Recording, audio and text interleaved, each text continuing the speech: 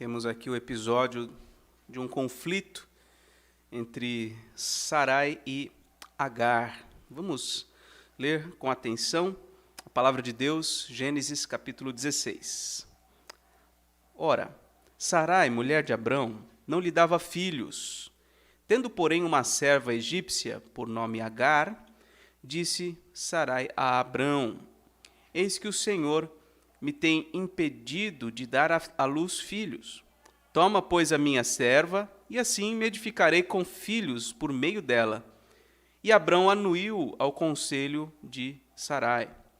Então Sarai, mulher de Abrão, tomou a Agar, egípcia, sua serva, e deu-a por mulher a Abrão, seu marido, depois de ter ele habitado por 10 anos na terra de Canaã. Ele a possuiu, e ela concebeu. Vendo ela que havia concebido, foi sua senhora por ela desprezada. Disse Sarai a Abrão: Seja sobre ti a afronta que se me faz a mim. Eu te dei a minha serva para possuíres. Ela, porém, vendo que concebeu, desprezou-me. Julgue o Senhor entre mim e ti. Respondeu Abrão a Sarai: A tua serva está nas tuas mãos, procede segundo melhor te parecer. Sarai humilhou-a, e ela fugiu de sua presença. Tendo-a achado o anjo do Senhor, junto a uma fonte de água no deserto, junto à fonte no caminho de Sur, disse-lhe: Agar, serva de Sarai, de onde vens e para onde vais? Ela respondeu: Fujo da presença de Sarai, minha senhora. Então lhe disse o anjo do Senhor: Volta para tua senhora e humilha-te sob suas mãos. Disse-lhe mais o anjo do Senhor: Multiplicarei sobremodo a tua descendência, de maneira que, por numerosa, não será contada.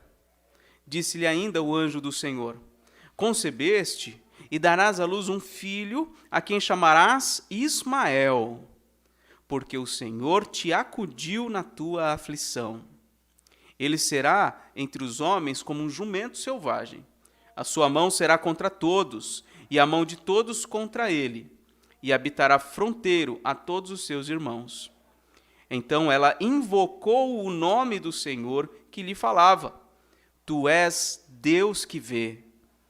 Pois disse ela: Não olhei eu neste lugar para aquele que me vê? Por isso, aquele poço se chama Beer Lahai Roi. Está entre Cádiz e Bered.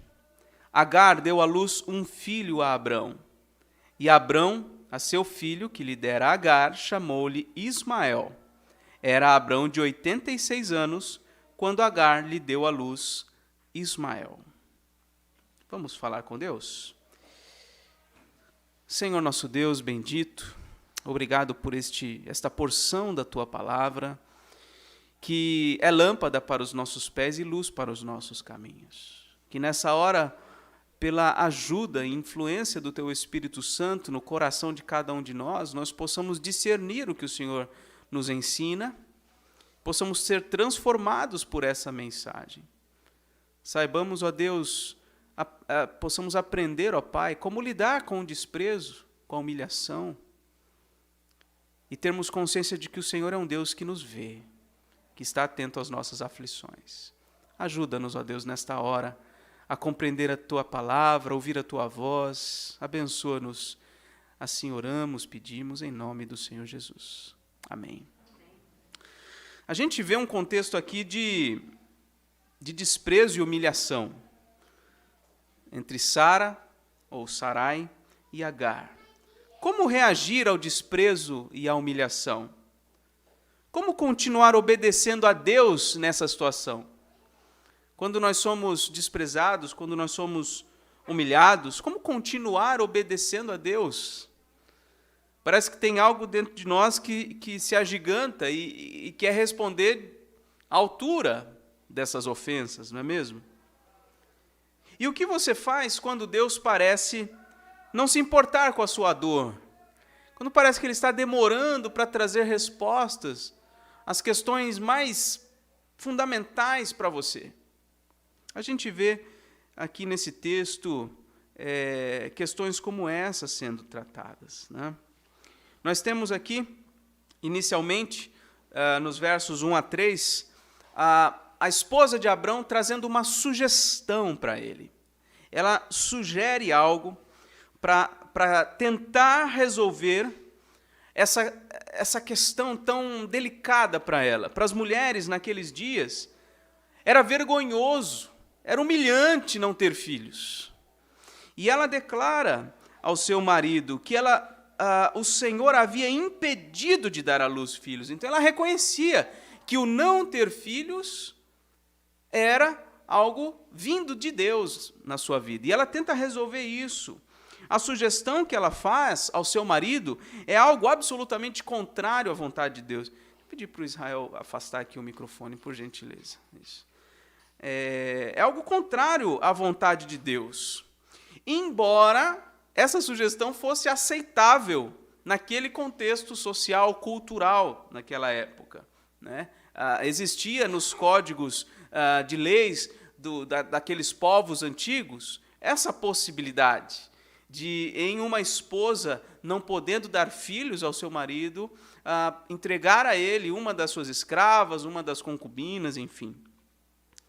Mas o que ela tenta fazer, na verdade, é uma ajudinha para Deus. Ela tenta ajudar Deus a cumprir a sua promessa, quando Deus já tinha, de forma absolutamente clara, dito para Abrão a respeito de que ele seria pai de numerosas, de um povo muito numeroso. Lembrando, inclusive, o capítulo 15, que nos mostra, é um capítulo-chave da Escritura, para a gente entender o conceito de aliança. O Senhor se manifesta de uma maneira muito especial a Abrão, faz com ele uma aliança, promete a ele que ele vai ter um filho, promete a ele que ele vai ter a posse, o domínio daquela terra, que isso vai acontecer depois que ele morrer, mas que Deus haveria de cumprir a sua palavra. Mas mesmo com tanta promessa, mesmo com tantas garantias, mesmo com a manifestação tão particular e especial de Deus, ela tenta ajudar Deus. Então essa sugestão não é uma sugestão baseada na fé, é uma sugestão baseada na incredulidade. E Abrão, por incrível que pareça, depois de ter ouvido o Senhor, depois de ter conversado com o Senhor, de Deus ter se manifestado para ele, ele aceita passivamente a sugestão da sua esposa. E é interessante a gente fazer um contraste aqui, porque Abrão, ele havia sido, se você se lembrar do que é narrado aqui no capítulo 14, Abrão foi muito valente, muito corajoso quando se tratou de defender seu sobrinho. Ele foi com 318 homens lá, resolveu uma questão, libertar o seu sobrinho,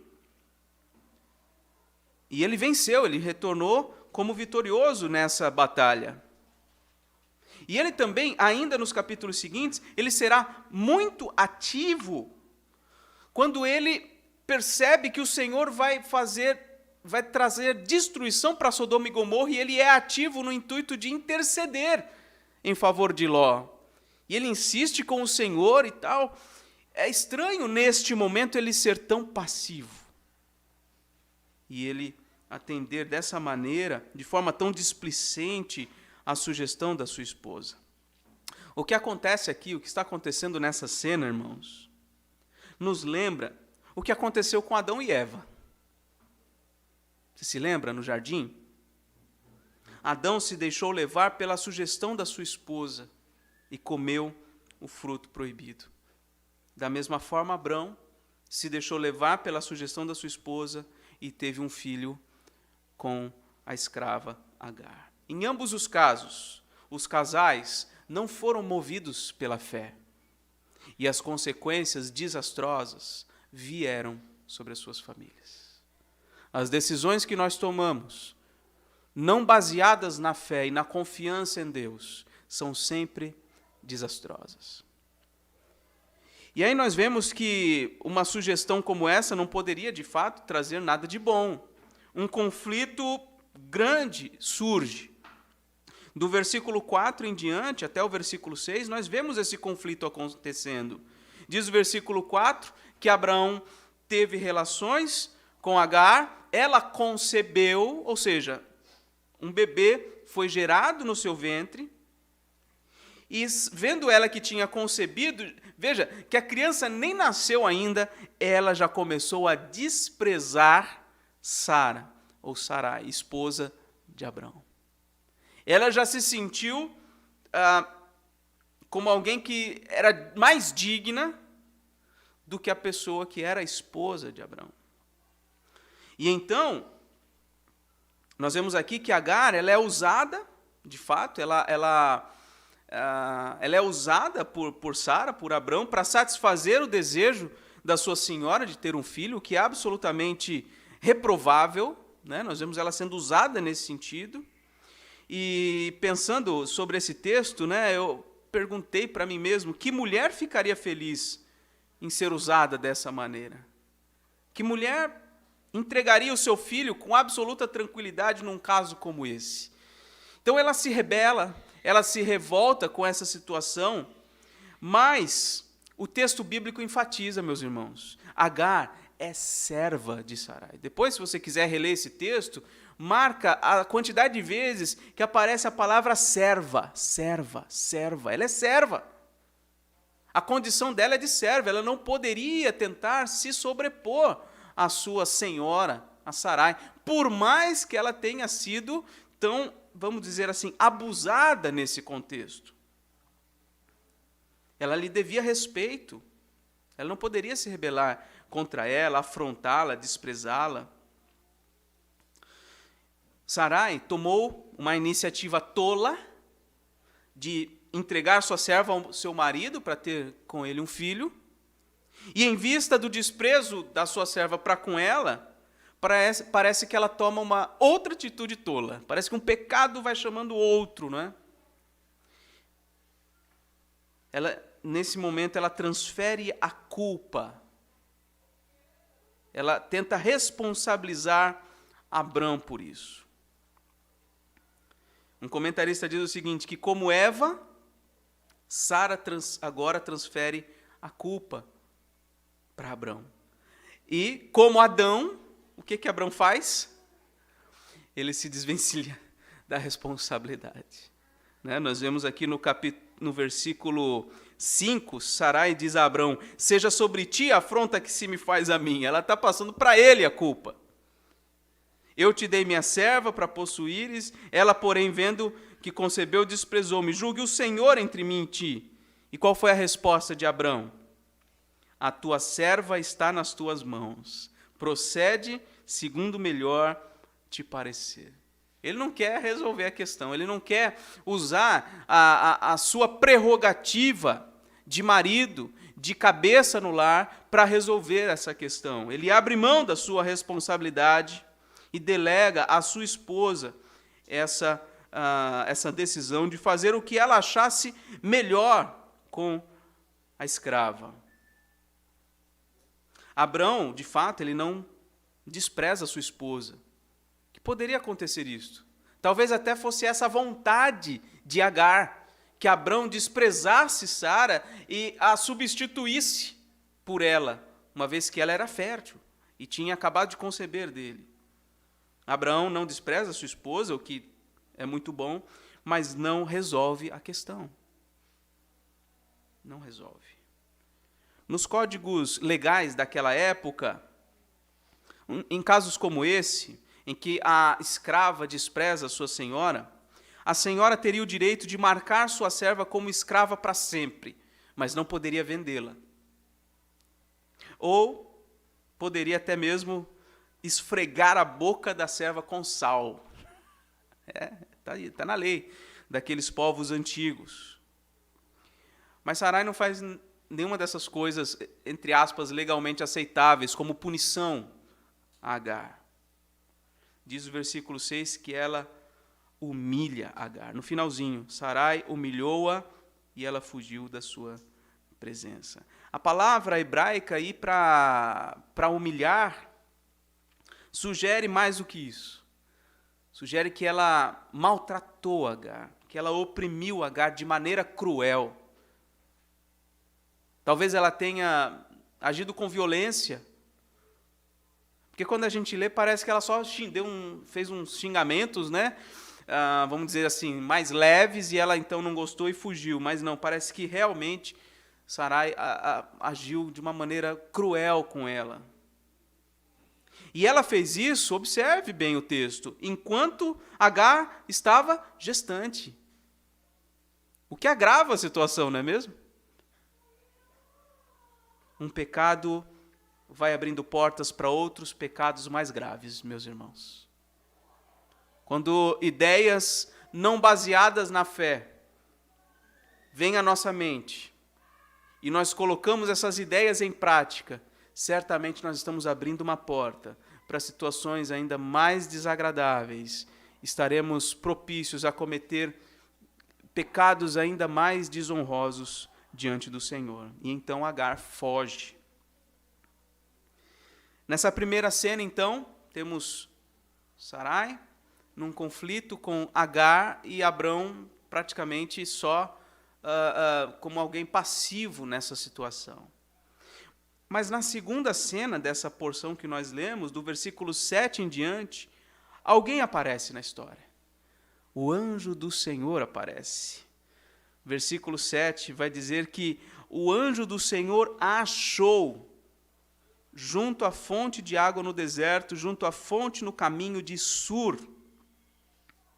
Agar está, portanto, num local ali ao sul ou sudoeste de Israel, na direção do Egito. Não sei se você se lembra um pouquinho do mapa. Egito fica ao sul de Israel, de Canaã, né?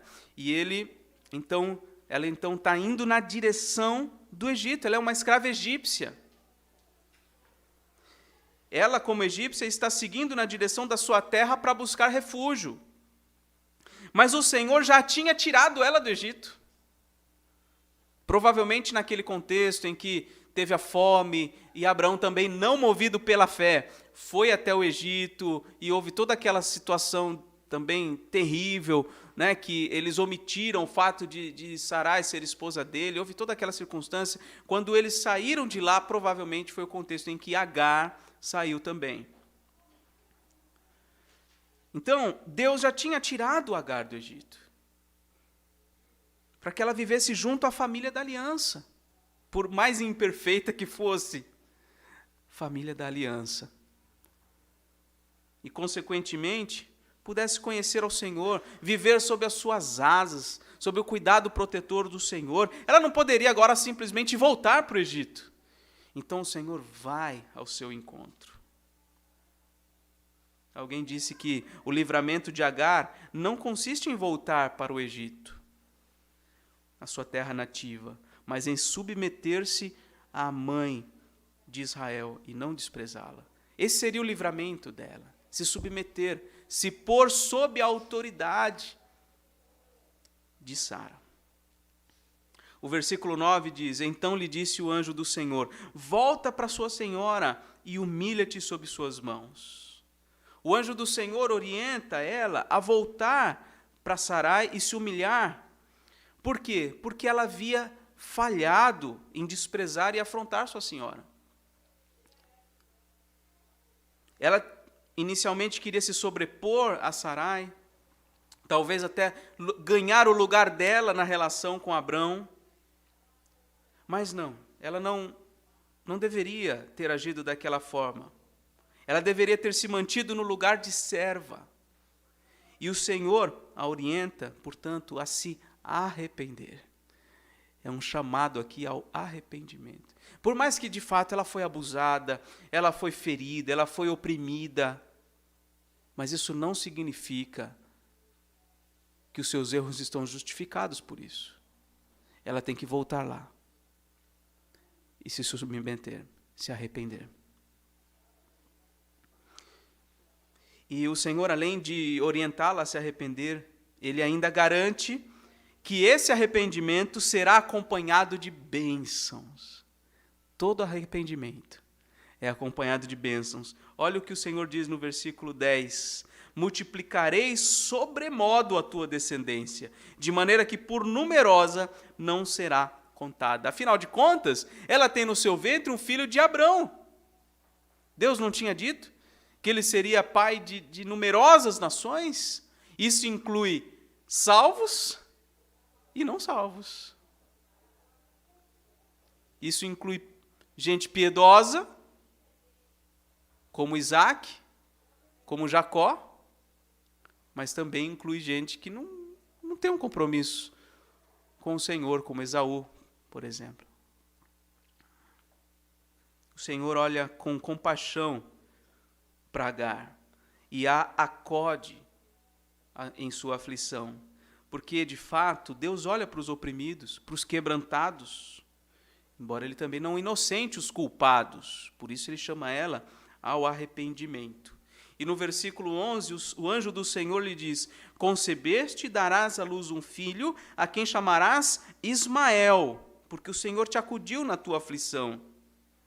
O nome que deve ser dado, portanto, ao filho de Agar com Abrão, significa Deus ouve. Esse é o significado de Ismael. Deus ouve. Tem tudo a ver com esse momento que ela está passando aqui. Afligida, talvez machucada, Deus ouve o seu sofrimento, Deus vê o seu sofrimento. É um nome que aponta para o cuidado que Deus teve com Agar. Deus a ouviu em sua aflição e sofrimento e a acudiu. Diz o versículo 12, o anjo ainda diz: ele será entre os homens como um jumento selvagem.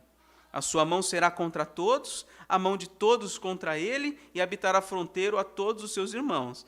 O anjo, inclusive, dá alguns detalhes adicionais sobre a personalidade daquele menino que está sendo gerado. Indica que haverá forte antagonismo e inimizade dele com os demais filhos de Abraão, principalmente com os filhos da aliança. E é o que a gente vê na narrativa bíblica, como vê até hoje, de certa forma, os conflitos que existem dessas linhagens. Adiante, pulando um pouquinho, no versículo 15, a gente percebe que ela, de fato, retornou para a casa da sua senhora, teve o filho. Abrão realmente entendeu que ela havia tido um encontro com o Senhor. Eu fico imaginando como é que Abraão não aprendeu naquele contexto, né? Quando vê a serva de Sarai retornando, se humilhando, ela aprendeu que o Senhor é um Deus que cuida, um Deus que ampara os oprimidos, né? Então ela retorna, Abrão chama o seu filho de Ismael, versículo 16 vai dizer que ele tinha 86 anos quando Agar deu à luz Ismael, né? Então, no meio de um desastre, na família pactual, nasce esse que tem como nome Deus ouve. Deus ouve. Mas eu quero retornar aos versículos 13 e 14 e com eles encerrar a nossa reflexão, porque nós vemos aqui a resposta apropriada de Agar, a essa iniciativa de Deus em se apresentar a ela, em ampará-la, em acudi-la. Vamos ler o versículo 13 e 14. Diz assim: então ela invocou o nome do Senhor que lhe falava. Tu és o Deus que vê. Pois disse ela: não olhei eu neste lugar para aquele que me vê? Por isso, aquele poço se chama Beer Lahai Roi, está entre Cádiz e Bered.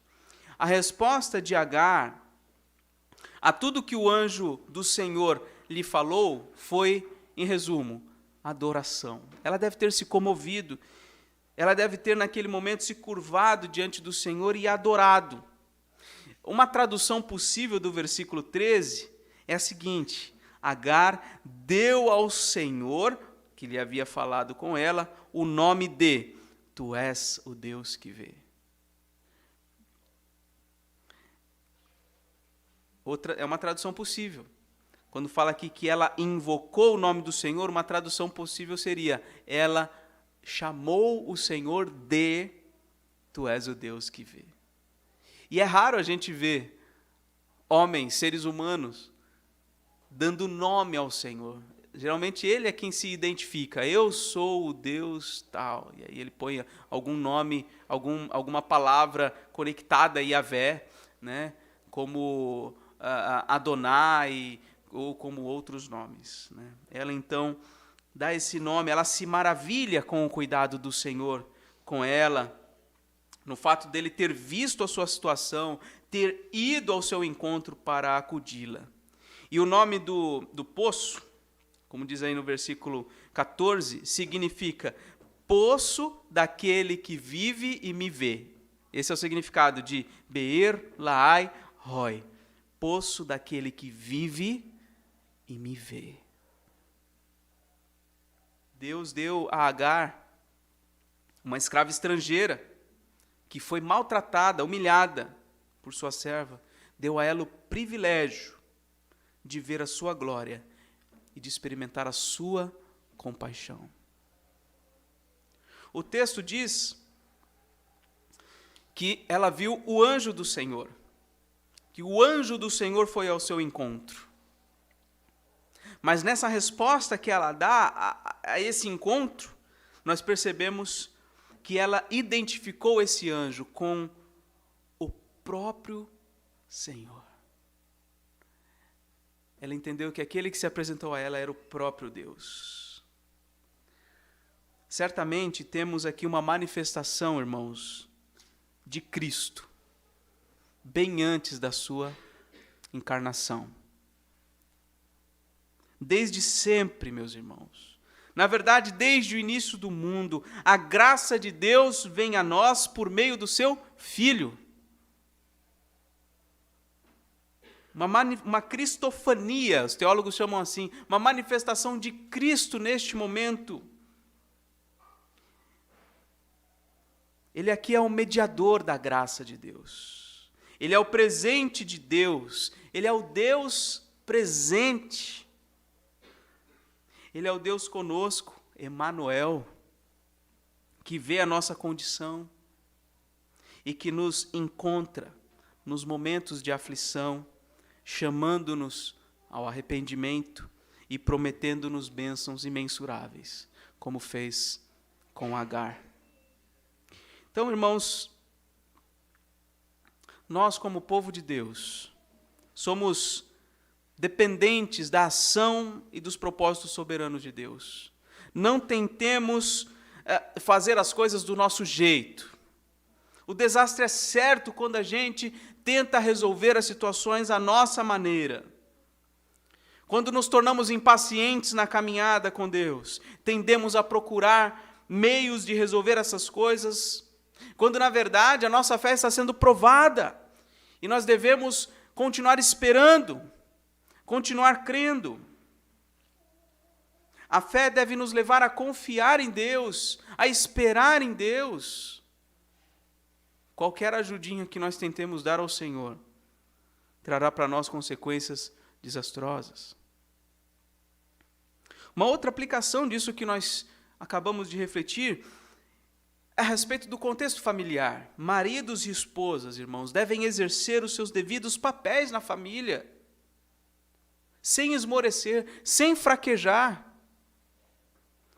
Ao marido não cabe o papel de sujeição, de submissão, de passividade, de transferência da responsabilidade para sua esposa. Não, não é assim. A palavra de Deus orienta os homens a liderarem suas famílias no caminho da obediência, no caminho da devoção ao Senhor. Ao passo que as mulheres, a palavra de Deus orienta a edificarem suas famílias, com palavras sábias, com conselhos prudentes, mas sem assumirem a liderança da família, quando há o marido ao seu lado. Mas, irmãos, é fato que nós vamos falhar em tudo isso. Eventualmente nós vamos falhar. Como Sara, tentar dar uma ajudinha para Deus. Vamos falhar como o casal e Abraão, no exercício do nosso papel na família, vamos falhar nisso. Vamos falhar como Agar também, na sujeição que devemos às autoridades que Deus colocou sobre nós. Vamos falhar muitas vezes. E talvez por conta tanto do pecado de outros como do nosso próprio pecado, nós venhamos a ser afligidos de alguma forma.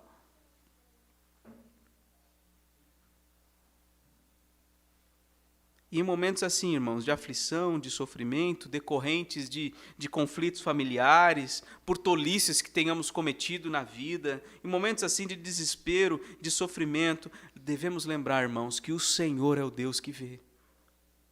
Ele está atento à nossa realidade, Ele conhece a nossa vida e Ele vem ao nosso encontro na pessoa do Seu Filho Jesus Cristo. E Ele nos chama ao arrependimento e nos promete restauração, nos abençoa.